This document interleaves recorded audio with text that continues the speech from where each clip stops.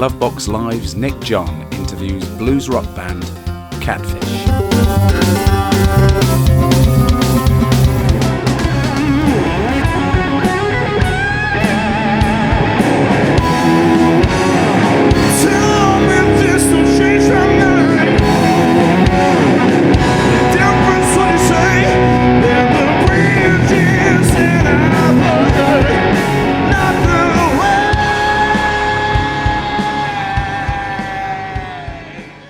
Good evening, I'm with Matt and Paul from Catfish. Hi. We're talking at Fat Lil's in Witney, so I'm going to say hi to you here. So great, we've got a gig coming up this evening. So now, I worked with my father in the family business. Mm-hmm. You two are in the family business. Yeah. How's the dynamic? It's much more entertaining than it looks like on paper. It really is. You know what I mean. But no, it's like my father and son. As soon as we get on stage, we're just bandmates. You know, we get on really well. We write in similar styles. I mean, the way that we write in similar styles. It's been really fun to work with him, and you know, it kind of switches back and forth quite easily between being a bandmate and being a dad. Like when you're on stage as a bandmate, but then as soon as you're off stage and you have to load out all the gear, he turns into a dad again. And it's like, why are you sitting there doing nothing? Well, I think that's pulling rank. That's fair enough. You know? I'm okay with that. If that's the worst it is, that's fine. And I guess you must pull then from a huge diverse set of influences. Yeah, I think it does. I mean, the house has always been full of music, and I think that sort of rubbed off. And I think when you get into this sort of music, you always find something that you latch on to. In my case, in the 70s, it would have been Led Zeppelin and Little Feat, bands like that. And then you go, well, I wonder where they got it from. And then you find your way back to the source of it. And I think Matt will say that, you know, people like Joe Bonamassa, Gary Moore, people more, I like that. They go, oh, that's great, I love that. Where do they get that from? Then you find your way back again to Led Zeppelin. And, well, exactly, yeah, it all sort of connects in some way. Like, some of my earliest memories was of my dad showing me like B.B. King albums, like Live at the Regal, and still a favourite in the car. And then every now and again put it on, and it kind of progressed from there. Like you know, got into like, you know, heavier rock things, like, you know, Led Zeppelin and things like Pink Floyd, things like that. And it kind of got further on, and I eventually kind of branched out a bit further to like the really heavy, like rock and heavy metal. Because you've got your own band, haven't you? I do, yeah. That's exactly. Whereas, that's the rock band, and then so I have quite a few different influences in myself, but it's all kind of stemmed from what my dad showed me as a kid to where I am now, and there's always new things coming out, which is great. Like, you know, it's all good. Really, it really is. Like, you know, I never like try and pigeonhole things too much to whether I'm going to like them or not. Like, if you know what I mean, like it's rock, so I'm going to like it, or it's country, I'm not going to like it, kind of thing. So I always try and keep an open mind, and my philosophy is, no matter what genre it is, there's always something you're going to like. No matter what it is, there's always going to be one person that you're going to really, really attach to yourself to and really going to like. So it really does kind of bloom out of just one thing, and all of it is rooted in the blues. So do you go right back to the Delta thing? Is that something that you've explored? Yeah. I mean, sort of, I guess everybody has their favourite kind of. Some people will say, well, that. Plenty of people will say, we're not blues. Oh yeah, I'll say that. Real blues is this, and that's what it might be Peter Green, it might be 1950s Chicago stuff, it might be 1930s Delta stuff. I don't buy any of that. For me, blues is an emotion more than a chord sequence, and it could be Robert Johnson, it could be Muddy Waters, it could be Howlin' Wolf, it could be, I'll say Little Feat again. It could be any or all of those things, and it's music that connects with you in a personal and emotional way, and that's what ties it all together for me. I think it's very hard, isn't it? I mean, there is this thing in blues, isn't there, with the purists. I've never seen it in any other genre. This is quite interesting. It is unbelievable, but I think it has had, the blues scene has been revitalised.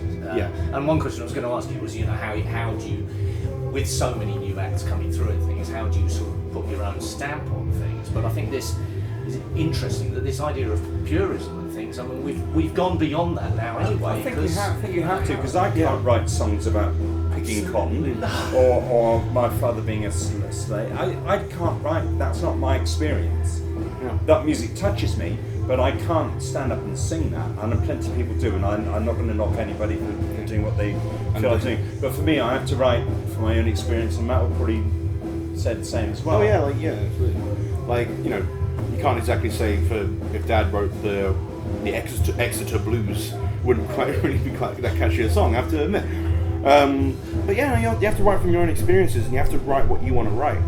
Like, there's plenty of people out there who they play like, I hate to use the word standard, but like standard blues forms, like 1/4/5 blues, 12-bar blues, that kind of thing, and they do it very well. They do it in their own way. And I just discovered that after years of trying and do that's not what I wanted to do. I mean, I love that kind of stuff, but it's not what I wanted to write, because that's all been done. So I was trying to just experiment with just actually writing what came naturally, which is why a lot of the stuff is quite diverse. Like, it's you can go from quite heavy, rocky kind of things 1 minute to jazzy kind of things, and it's really interesting just to find out where you want to go, which is what I always try and do with every album, is just what is it going to do, rather than be like, I'm going to write this kind of song, or I'm going to write that kind of song. I think it's got a blues influence running through it all. Oh, yeah. But I also think that in Britain, what we call blues or blues influence music is much broader than they'll let you have in the States, where they say, well, if you're playing blues, it's this. If you're playing rock, it's this. Over here, I think a lot of the 70s blues rock bands and the late 60s, the sort of rhythm and blues boom here, did diversify. It brought in influences of Britain and our childhood problems, and it brought in pop music, it brought in jazz, it brought in rock, and it became a broader church, definitely. And I think that's where we are in that broad church, for sure. I often feel that the bands are wider. It's the audience that needs to be brought along. Like, you get people like I say, the elitists who are perfectly happy in their own way of how they want to listen to music, which is absolutely fine. It's just that we're not going to appeal to them, essentially. So, like, but if it's too close to shop, then you're going to be left without an audience, because the audience, and it's the age thing as well. This is the thing. The audience will die out on the path, so let's be careful. Exactly. Same with the folk thing. But then don't forget, the audience that is now 60 to 70 years old grew up on the Rolling Stones, Black Sabbath, and Led Zeppelin. As much as they did on Howlin' Wolf, these influences are all in what music we've grown up with. You've been using me up like a dog with a bone. You're there when you need me. You come on your town. You take what you need and you leave me all alone. If you kill this time, become my soul. You'll be leaving me on. That's right. I worked on a festival recently. I was actually backstage, and this guy came up to me and said, "Oh, this guy in the audience, he says he has never heard of I think it was John Lee Hooker.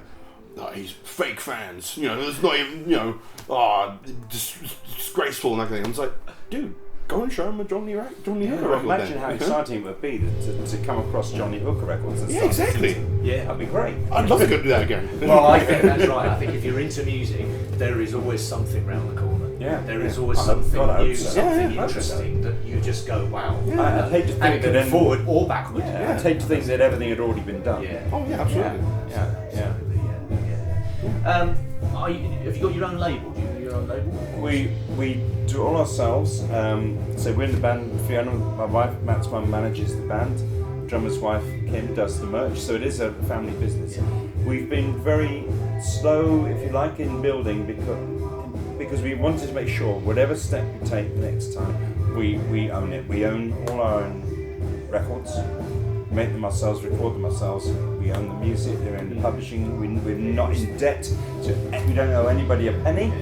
And we've always read that you said this organic growth. The organic growth was really important. We don't want to outstretch ourselves and then suddenly find, like, you owe hundreds of thousands of pounds to a record company you will never pay back.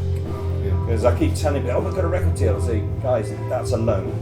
Yeah, exactly. That's what I keep forgetting. That you owe them that money.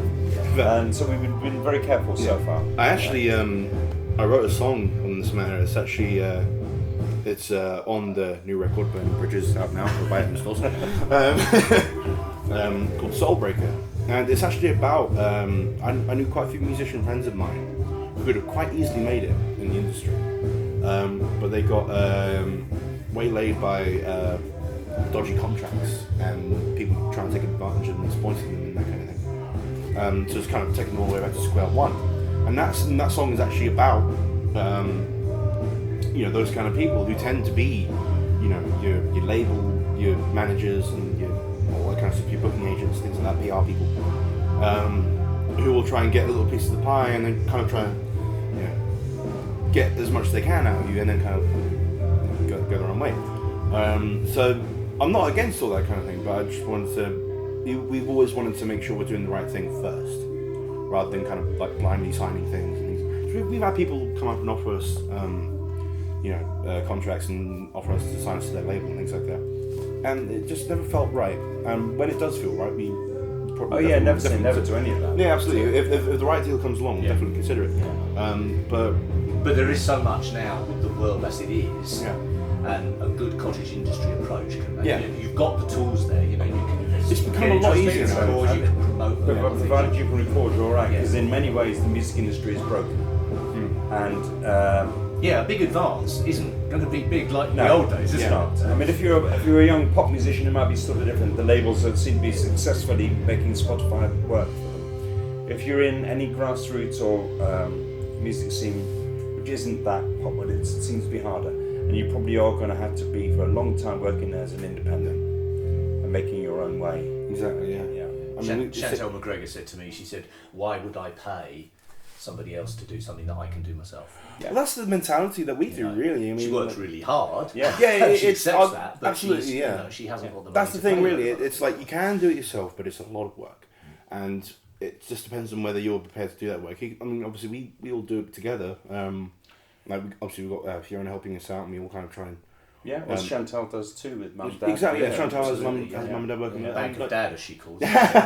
Yeah. He's usually sitting there, rolling his eyes as well. Yeah. He's in the band with me, so he can't do that. But it makes it work. It makes it possible to do. Yeah. It really does. What are your plans for next year? What's the step now? You've got 3 albums, you're touring and things, and well, again, you've got to we're always tours, gigging. So does that make Europe harder? Or? No, Europe is good to us. Europe is very good to us. Generally pays better, doesn't it? Europe? It does.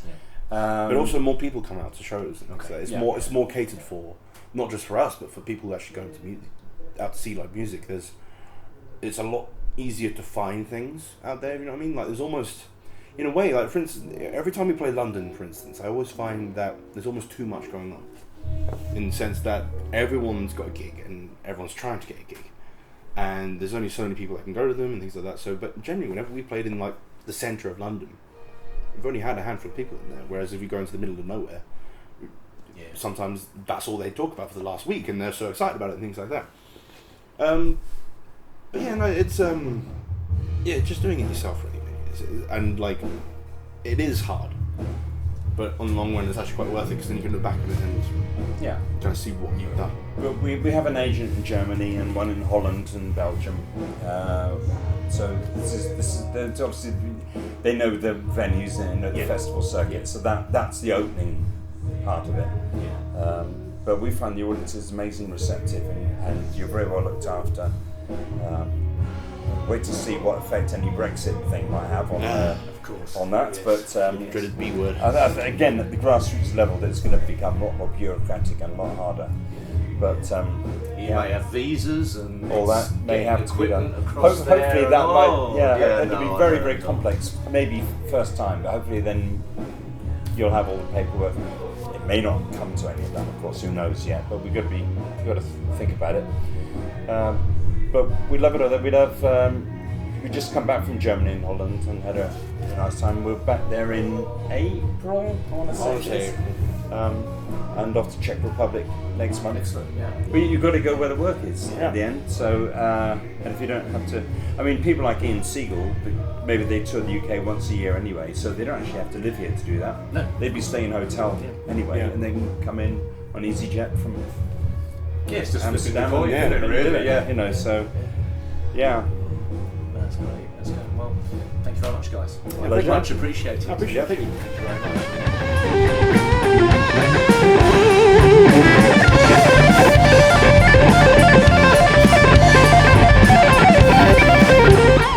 That was a broadcast production by Glovebox Live.uk.